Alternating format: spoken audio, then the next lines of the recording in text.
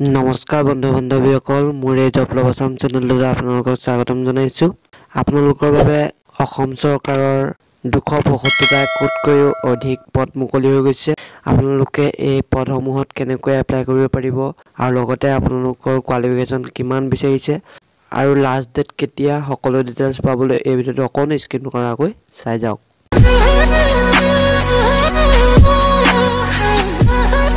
বন্ধু বান্ধৱীসকল দেখিছে 9 job in government of Assam recruitment 2020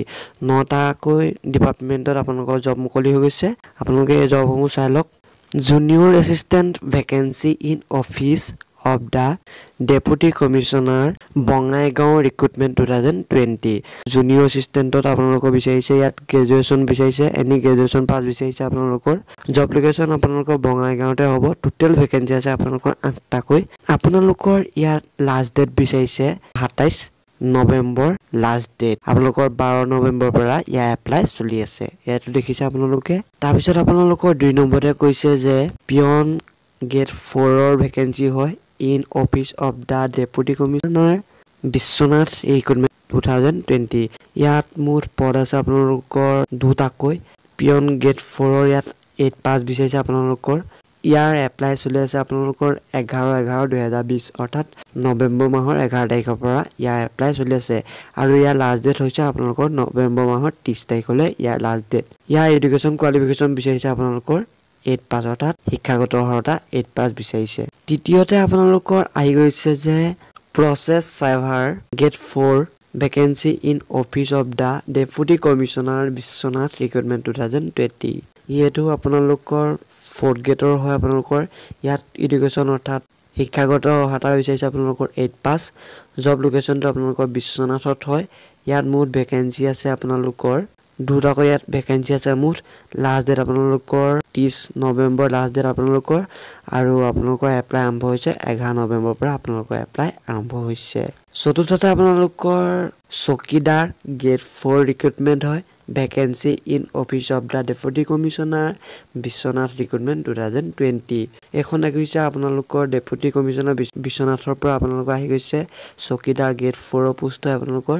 ইয়াত শিক্ষাগত অৰ্হতা বিচাৰিছে 8 পাস আপোনালোকৰ ইয়াৰ জব লোকেচন বিশ্বনাথতে আৰু টোটেল ভেকেন্সি আছে আপোনালোকৰ এটাকৈ আৰু ইয়াৰ লাষ্ট ডেট হৈছে আপোনালোকৰ 30 নৱেম্বৰ লাষ্ট ডেট এপ্লাই আৰু আৰম্ভ হৈছে আপোনালোকৰ 11/11/2020 অৰ্থাৎ নৱেম্বৰ মাহৰ 11 তাৰিখৰ পৰা আৰম্ভ হৈ গৈছে পঞ্চমতে বিচাৰিছে Srimanta Sankardev university of health science November 2020 notification Sankardev university ফালৰ পৰা এটো মুকলি হৈ গৈছে দেখিছে পাব্লিক ৰিক্ৰুটমেণ্ট অফিচাৰ আপোনালোকৰ এমএ পিজি ডিপ্লোমা লাগিব এডুকেশ্যন কোৱালিফিকেচন আৰু জব লোকেচন আপোনালোকৰ গুৱাহাটীত আৰু টোটেল ভেকেন্সি আছে এটাকৈ এপ্লাই আৰম্ভ হৈছে নৱেম্বৰ মাহৰ 7 তাৰিখৰ পৰা এপ্লাই চলি আছে আৰু এটো আপোনালোকৰ লাষ্ট ডেট হৈ গৈছে ষষ্ঠতে আপোনালোকৰ বিচাৰিছে গভৰ্ণমেণ্ট অফ আসাম নৱেম্বৰ 2020 নটিফিকেশনৰ হয় আপোনালোকৰ ভেটেনাৰী ফিল্ড এছিষ্টেণ্টৰ হয় আপোনালোকৰ এই পোষ্টটো ইয়াত 12 পাস বিচাৰিছে অৰ্থাৎ এডুকেশ্যন কোৱালিফিকেচন 12 পাস বিচাৰিছে জব লোকেচন গুৱাহাটীত হয় ইয়াত অধিকাংশ পদ মুকলি হৈ গৈছে দেখিছে 221টাকৈ ইয়াত পদ মুকলি হৈ গৈছে 5 নৱেম্বৰ পৰা আপোনালোকৰ ইয়াৰ এপ্লাই চলি আছে আৰু আপোনালোকৰ লাষ্ট ডেট 16 নৱেম্বৰ আপোনালোকৰ এতিয়া লাষ্ট ডেট আছে আপোনালোকে এপ্লাইটো কৰি ল'ব পাৰিব সপ্তমতে আপোনালোকৰ junior assistant vacancy in office of the deputy commissioner Hojai ডিষ্ট্ৰিক্টৰ ফালৰ পৰা আপোনালোকৰ এইটো মুকলি হৈ গৈছে দেখিছে ডিসি অফিচ হোজাইৰ পৰা এই পদটো আপোনালোকৰ জুনিয়ৰ এছিষ্টেণ্টৰ হয় আপোনালোকৰ এনিউ গ্ৰেজুৱেচন বিচাৰিছে এডুকেশ্যন কোৱালিফিকেচন জব লোকেচন আপোনালোকৰ হোজাই ডিষ্ট্ৰিক্টত হয় আৰু টোটেল ভেকেন্সি আছে আপোনালোকৰ 6টাকৈ আৰু ইয়াৰ লাষ্ট ডেট আপোনালোকৰ 16/11/2020 নৱেম্বৰ মাহৰ 16 তাৰিখে ইয়াৰ লাষ্ট ডেট আৰু 3 নৱেম্বৰ পৰা ইয়াৰ এপ্লাই আৰম্ভ হৈ গৈছে অষ্টমতে অৰ্থাৎ 8 নম্বৰতে আপোনালোকৰ ভেকেন্সিটো মুকলি হৈছে মাজুলী ডিস্ট্ৰিক্ট ৰিক্ৰুটমেণ্ট 2020 এটা আপোনালোকৰ গাঁওবুঢ়া পদৰ হয় এটো দেখিছে আপোনালোকৰ গাঁওবুঢ়া পদৰ হয় এডুকেশ্যন কোৱালিফিকেচন বিচাৰিছে আপোনালোকৰ 12 পাস অৰ্থাৎ 12 পাস বিচাৰিছে আপোনালোকৰ জব লোকেচন দিছপুৰ ৰথ হয় আপোনালোকৰ টোটেল ভেকেন্সি আছে 22টাকৈ